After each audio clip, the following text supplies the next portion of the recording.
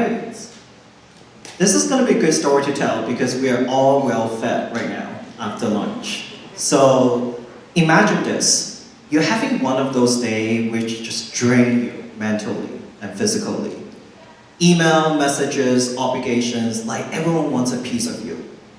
I was having one of those days. So I went home, I opened my fridge, and I thought to myself, there's no way that I'm cooking tonight. So I did what everyone else would have done in that situations. I opened one of the many delivery apps on my phone, and I ordered it in. I have to say the experience was frictionless. So the whole process takes less than 4 minutes. I opened the app, chose the restaurant, tap, tap, tap, without me even putting in my credit card information. Done. And the app told me that the meal will be here in 30 minutes. So I was excited, I settled in, I waited, anticipation built up. 30 minutes after, still no meal. I messaged the delivery person once, no response, twice, no response. After this an hour emotional journey, the platform ended up refunding me the $20 and the driver canceled the delivery. Guess what I did next? I went back to my fridge and I made pasta. So this entire experience got me thinking. I was so triggered emotionally. I felt like I was entitled for justice. I was entitled for a resolution for the meal that never showed up. And as I was eating my humble pasta, I asked myself these questions. Why did this feel like a personal attack, this inconvenience? And this is the answer I landed on. We are being trained every day to expect frictionless experience. Frictionless, not convenience, not easy, frictionless. So when that happens, our tolerance shrinks. Our tolerance for inconvenience shrinks. So it got me thinking, maybe friction is not as bad as we were seeing. So let's look at the definition of frictions. From the science perspective, friction is a necessity. It's not a flaw. Friction is what makes your shoes grip to the ground when you're walking. It's what makes you be able to hold your coffee cup without letting it slide through. So if that's the case, we are moving through the world with stability, with frictions. Without friction, we'll be simply sliding through the world without control. And if I'm thinking about what frictionless is, from the technology perspective on the product development journey, technologists are very obsessed with removing all the frictions out of a journey. What that means is they want to remove every hurdle, every hesitation, every pause between you and engaging their products. So what that means is frictionless is not natural. It's by design.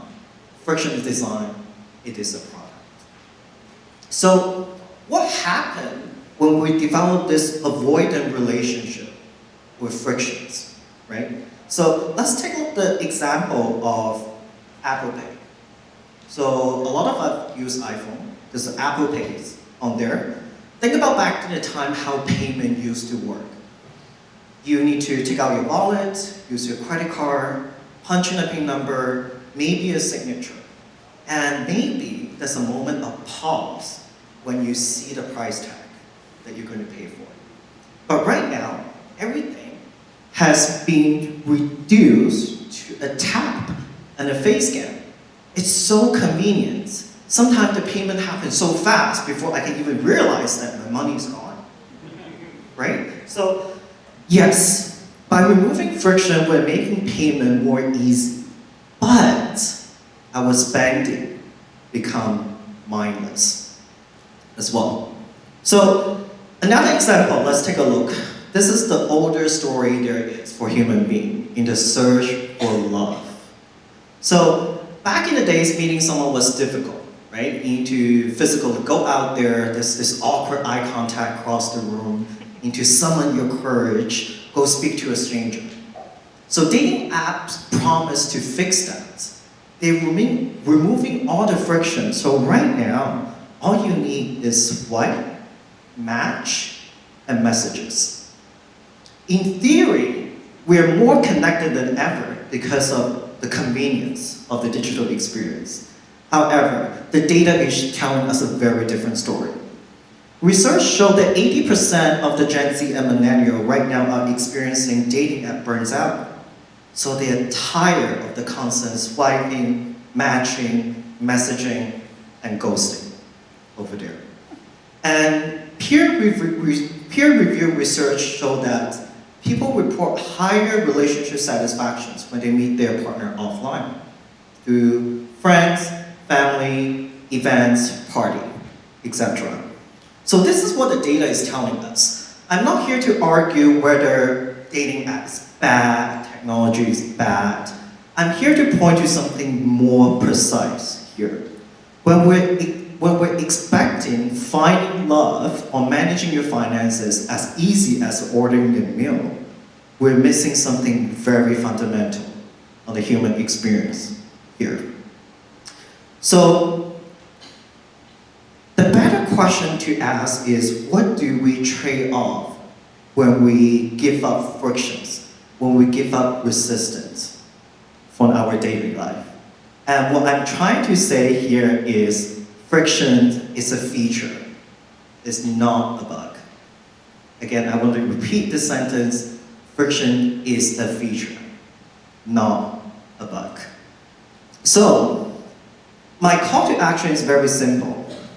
I want to challenge our assumptions through resistance so we can build a healthier relationship with frictions. How do we do that? So there are 3 steps. Pause, identify, and think. When it comes to pause, when we experience something that has friction, something goes wrong, psychology tells us that we come from a storytelling aspect because we're a storytelling being. We tell us that this always happened to me, this is so unfair, I don't want to deal with this. When you find yourself having this thought, negative thought, try to tell yourself a counter version of it. So the idea is not to excuse everything. The idea here is to challenge your own perspective and regain control. Second, identify. So when friction happens, we need to know, is this a good friction or bad friction?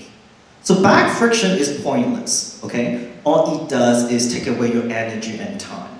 But good frictions, it costs you something, but it also teaches you something as well.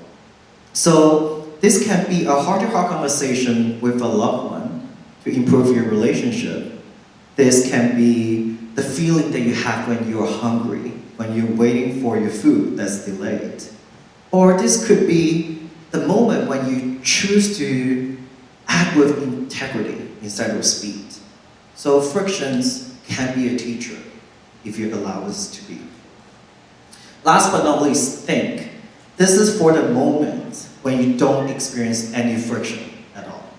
Remember, frictionless is by design. It's a product.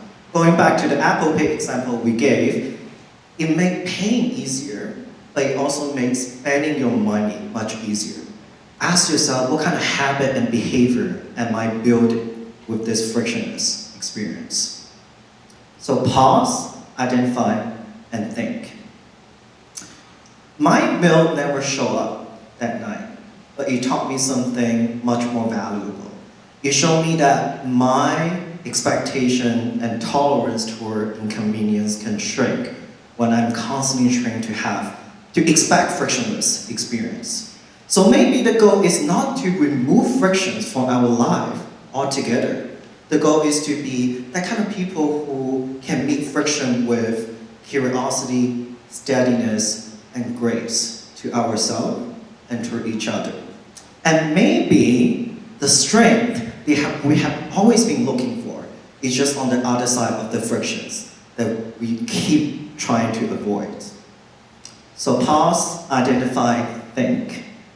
Let's improve ourselves to become a better version of ourselves, one friction at a time. Thank you very much.